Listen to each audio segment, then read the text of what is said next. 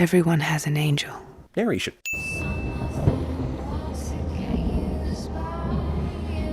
A crappy cover version of a good song on the soundtrack. Get used to it because it happens with your feet in the air and your head on the ground. With every single song.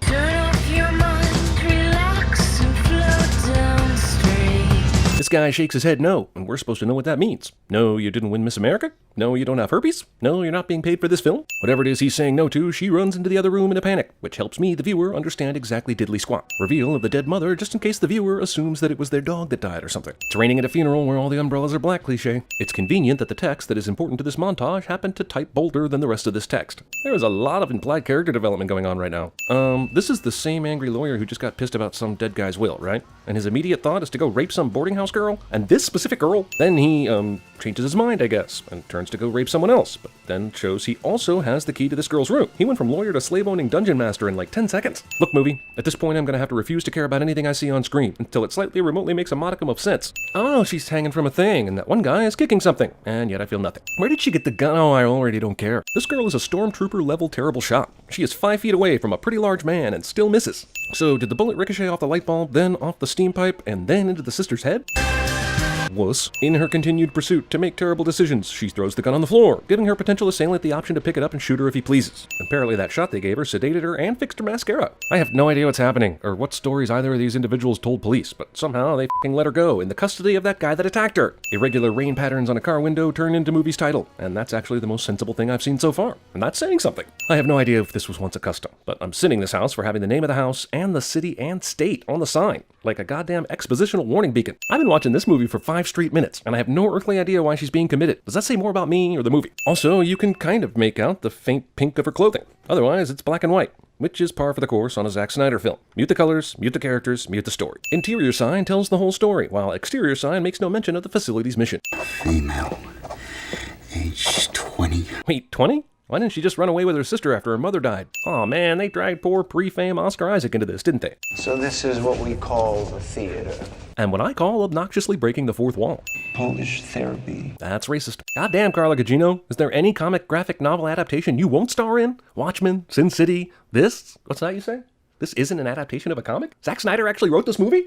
Wow, that kind of explains things. I told the police she lost her mind when her mother died. The truth is a little more complicated. Well, he tried to rape her and her little sister, then she tried to shoot him, but killed her sister. I guess that qualifies as a little more complicated. Don't worry. She won't even remember her name when I'm done with her. But until you're actually done with her, is this a smart thing to say? What the f*** is going on? No, seriously, what the f*** is going on? Why not tell the therapist about the head orderly's plan to lobotomize you because your rapist stepfather paid him off? There's actual proof, the Ford signature. I'm getting a strong feeling that this movie is going to be mostly slow-motion montages. Also, most of the budget clearly went to CGI, but the other thing they spent a load of money on was eyeshadow.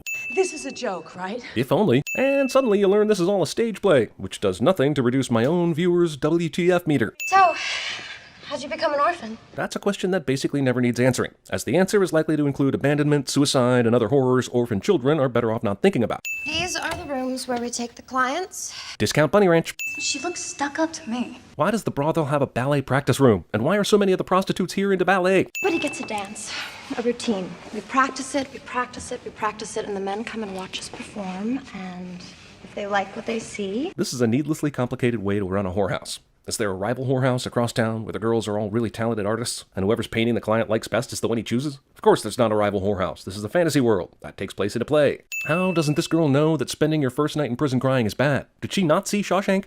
And if prostituting wasn't enough, she has to clean the floor like fucking Little Orphan Annie. If you do not dance, you have no purpose. What the kind of fucked up brothel is this? I realize she's having some kind of vision right now, but, they stopped her last time for not dancing by this point in the song. And here she is again, not dancing by this point in the song. I'm just saying, somehow they got more lenient. Your shoes. You're tracking snow everywhere. No she isn't. These are your weapons. Okay, cool, but what? There's a map, and fire, a knife, and a key. The fifth thing is a mystery. Sounds like someone forgot what the fifth thing was. This girl goes from captive to warrior in like unbelievable record time, yo.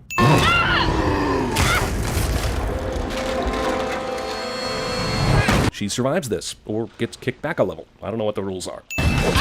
After getting flung around by a creature that clearly has the upper hand, her sword is suddenly surging with stopping power. It's nice of them to come in one at a time, instead of all at once. Monster number 2's aim is almost as terrible as hers. This must be monster number 2's first day with that machine gun. He clearly had no idea how to use it, since she was basically able to run up to him and shoot him without any trouble. Well, if I had a literal white flag, I would be waving it in this movie's general direction. I'm beyond lost, ×2. When the hell did she get these Neo powers? Monster number 3 didn't even put up a fight. He probably couldn't see through that lampshade he was wearing. And now we're back to dance practice, making the previous 8 minutes of fight scenes mostly moot. Yay?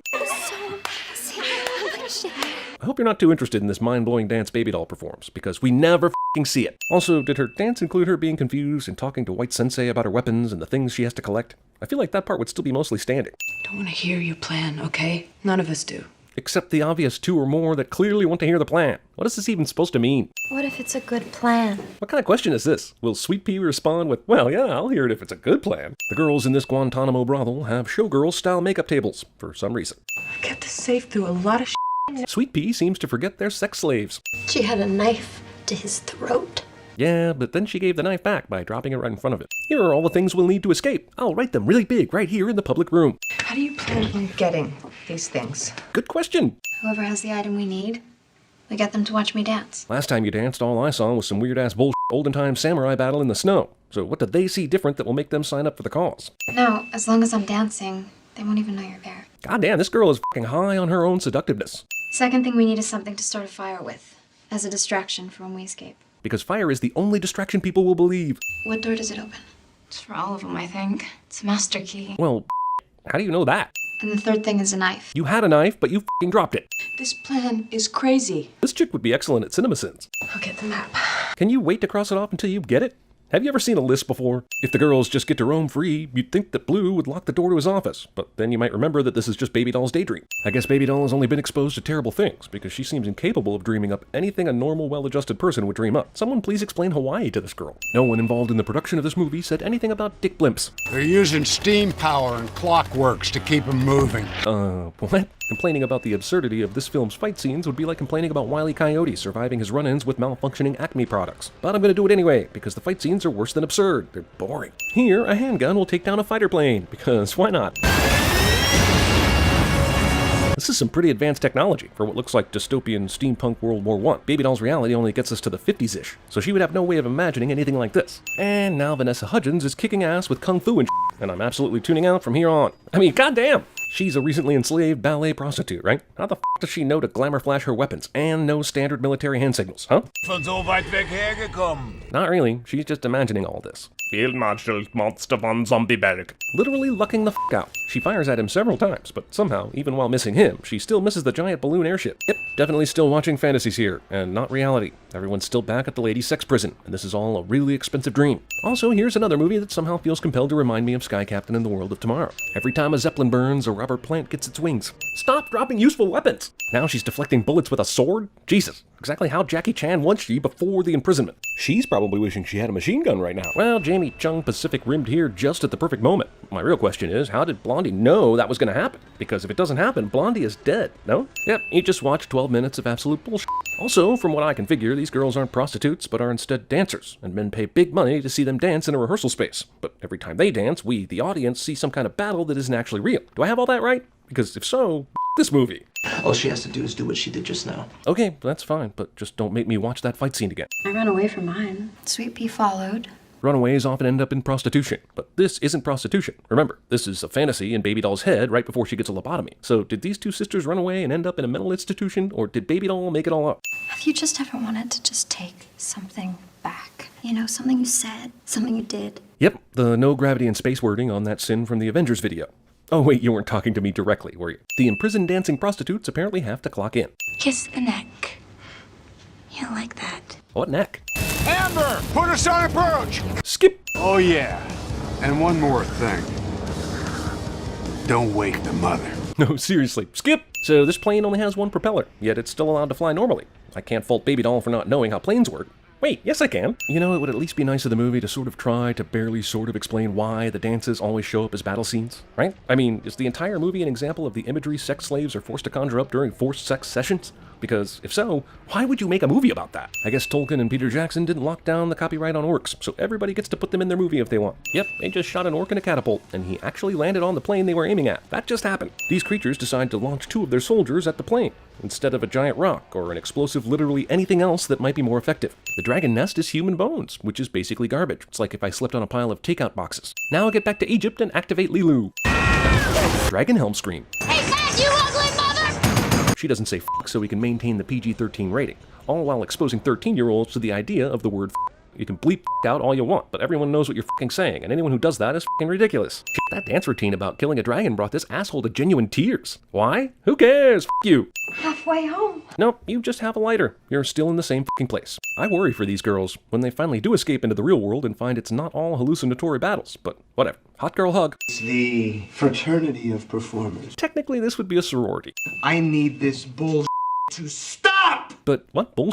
They danced. The fat man with the cigar loved it and clapped. Where is the bullshit? We need your music. Pitch perfect line spoken to Anna Kendrick somehow works its way into this script, which is understandable considering how much weird-ass bullshit I've already seen. Potatoes. Everything up until now has told me that when these girls dance, we see battlefield. But this time, we just watch her awkwardly dance on commercial kitchen equipment. And now for no reason, here's Saturn in the background, because this shit is suddenly taking place in either space or another dimension where Saturn is this fucking huge and visible from Earth. But they're still physically back in the ballet room doing a sexy dance right now, right? I mean, this movie tells me nothing about what's real and what's fantasy. Where the f*** all these extra robot warriors keep coming from? She's gone twice around at least at this point, but robots keep materializing like it's a movie or some shit.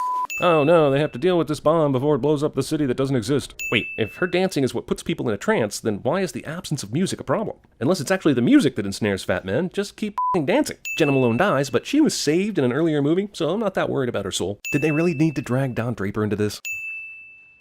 So...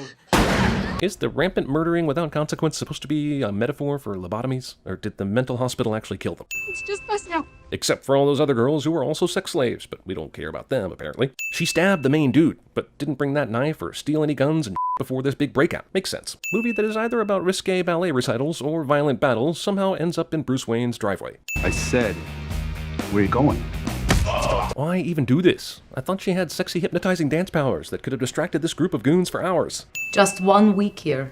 She stabbed an orderly, started a fire, and helped another patient to escape.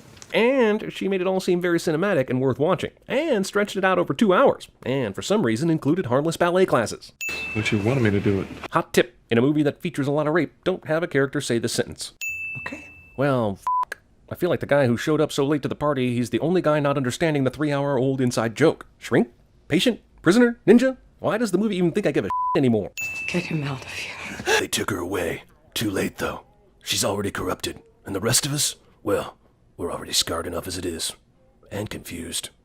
But mostly confused. I know it's okay. Go find a seat in the back. Try and get some sleep. Congratulations, Mr. Imaginary Guardian Angel, but also maybe a real guy, for being the only man in this entire movie who is not a rapist.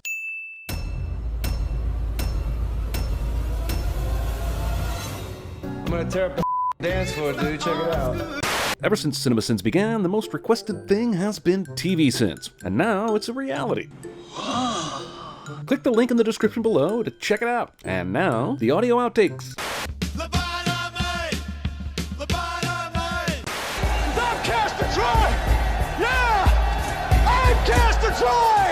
I've been born again my whole life.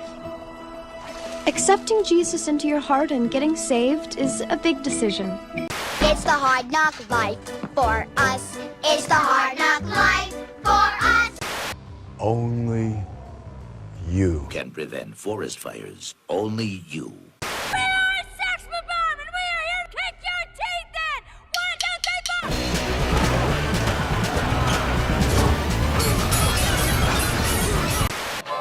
4. Attention. Attention, all personnel. No casualties expected for indefinite period. Are you really gonna try to escape? Don't even think about trying to escape. 10, 20, 30, 40, 50 or more.